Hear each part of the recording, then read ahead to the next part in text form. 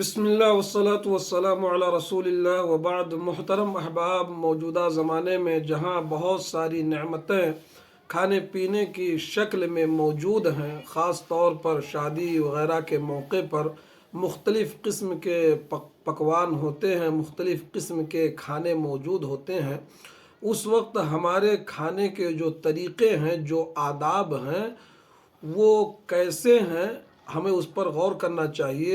اور صحیح مسلم کی ایک روایت ہے، حدیث کے اندر اللہ کے نبی صلی اللہ علیہ وسلم نے کھانے کے آداب اور طریقے ہمیں کیا سکھائے ہیں، اس پر بھی ہمیں غور کرنا چاہیے۔ حضرت جابر رضی اللہ تعالیٰ عنہ کی ایک روایت ہے صحیح مسلم کے اندر، کہتے ہیں ان رسول اللہ صلی اللہ علیہ وسلم امر بلعق الاصابع والصحفۃ وقال انکم لا تدرون فی ای طعامکم البرکہ، رواہ مسلم۔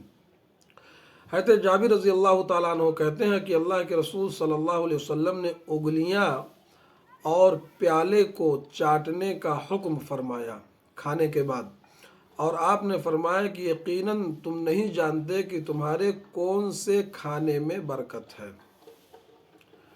اس حدیث کے اندر انگلیاں اور برتن چاٹنے کا جو حکم ہے، اس کے اندر حکمت کیا ہے؟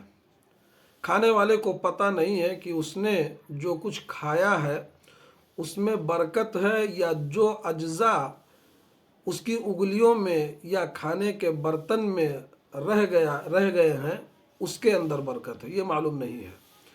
اس لیے ان اجزاء کو برباد نہ کیا جائے، بلکہ انہیں بھی چاٹ کر اپنی خوراک میں شامل کر لیا جائے۔ ممکن ہے کہ انہی میں برکت ہو اور انسان کی صحت اور قوت کے لیے وہی زیادہ مفید ہو۔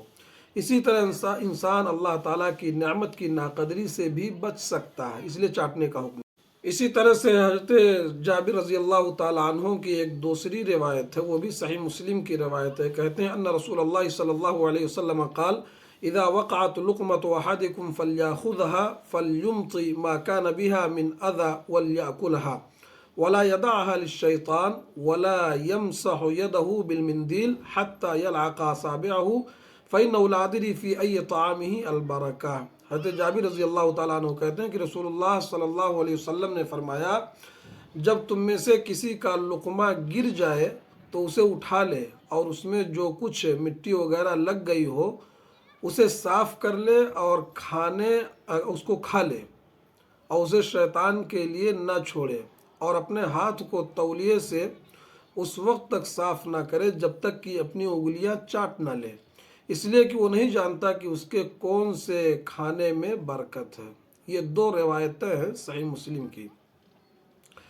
اس روایت کے اندر ایک مزید چیز بیان کی گئی، وہ یہ کہ کھانا اگر گر جائے، لقمہ اگر گر جائے تو اس کو اٹھا کر کے صاف کر کے اس کو کھا لیا جائے، اس کو شیطان کے لیے نہ چھوڑا جائے، اس لیے معلوم نہیں کہ ممکن ہے کہ اسی کھانے کے اندر برکت ہو۔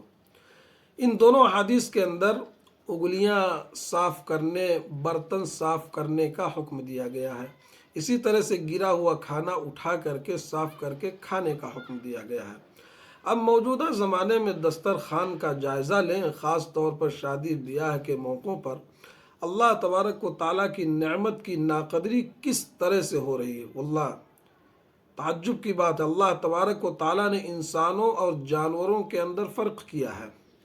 جانوروں کا معاملہ یہ ہے کہ انہیں گھاس بھوسا اگر دے دیا جائے تو اس کو چٹ کر کے صاف کر کے کھا لیتے ہیں، اس میں کھلی وغیرہ پسان وغیرہ ڈال دیا جائے تو مزید صفائی سے کھاتے ہیں۔ جبکہ انسان کا معاملہ یہ ہے کہ دسترخوان پر بہت سارے کھانے، قسم قسم کے نو بنو کھانے موجود ہیں۔ کھانے کا طریقہ کیا ہے، اس کے آداب کیا ہیں؟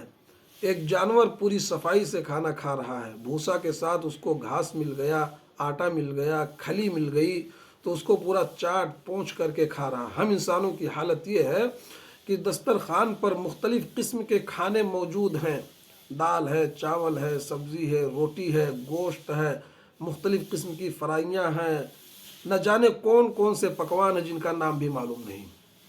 کھانے کا طریقہ کیا ہے؟ آدمی اٹھاتا ہے، آدھا کھایا، آدھا گوشت ہڈی میں لگا ہوا اس کو دسترخوان پر رکھ دیا، صاف پانی، فلٹر پانی آدھا پیا، آدھا رکھ دیا، کچھ جو ہے اس برتن میں چھوڑ دیا۔ اس طرح سے ایک دسترخوان پر جتنے لوگ کھاتے ہیں اتنے لوگوں کا کھانا جو ہے برباد کیا جا رہا ہے۔ یہ اللہ تعالیٰ کی نعمتوں کی ناقدری ہے۔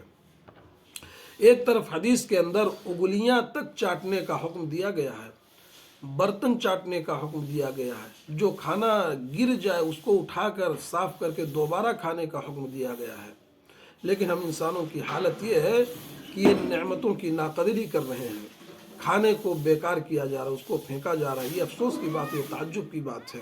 بہرحال اس پر ضرورت اس بات کی ہے کہ اس پر توجہ دیا جائے۔ کھانے کے جو آداب ہیں، جو طریقے ہیں، حدیث کے اندر جو بتائے گئے ہیں، انسان کو اللہ تعالیٰ نے جو انسان بنایا ہے، جانوروں سے جو درجہ اوپر کیا ہے، اس کا لحاظ رکھا جائے۔